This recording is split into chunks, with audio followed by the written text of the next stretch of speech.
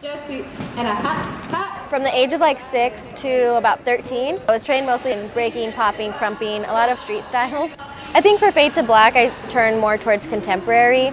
One, because I was so used to always putting pieces on hip-hop groups that I had so many contemporary ideas, but my hip-hop friends weren't really contemporary dancers.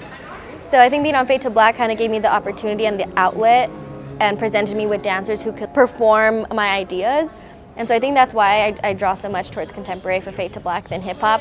Also because a lot of people already choreograph hip-hop and you want to take advantage of the dancers that you have. And a lot of them are really technical and beautiful dancers. 2, 3, 4, 5, 6. I originally wanted to do the first song when my great-grandma passed away in 2018. That was my first semester of college.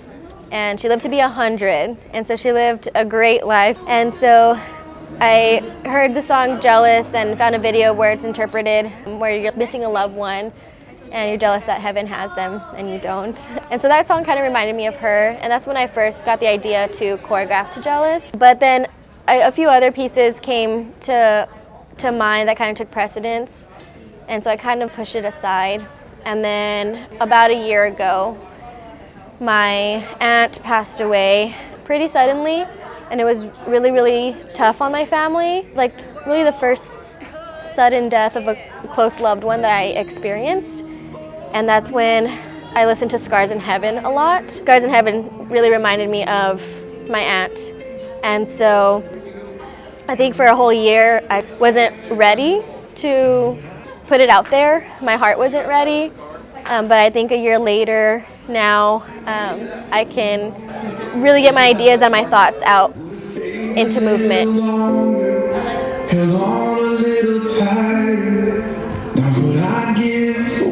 Throughout the semester, you get so busy trying to finish your dance and with exams, and I travel a lot, and so it's almost like you don't have time to process your emotions.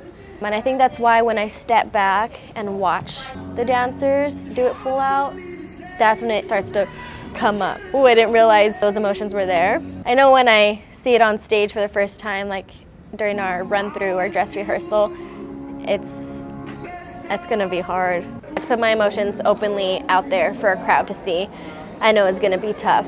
And I know watching the dancers in my dance is gonna probably really set it off for me. Usually watching my dances makes me cry.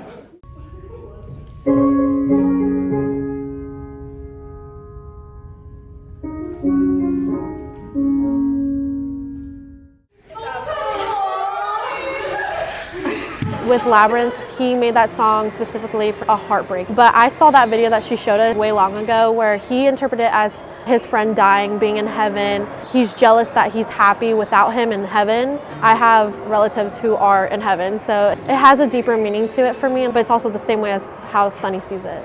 With the music and what message she has up behind it, honestly, I think if I was watching, it would move me to tears because of what story she's trying to tell conveys it very well, that I think it would just hit my heart real hard.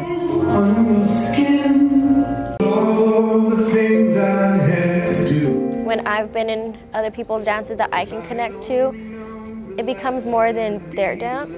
You become more than just a piece in their performance, but it becomes your dance.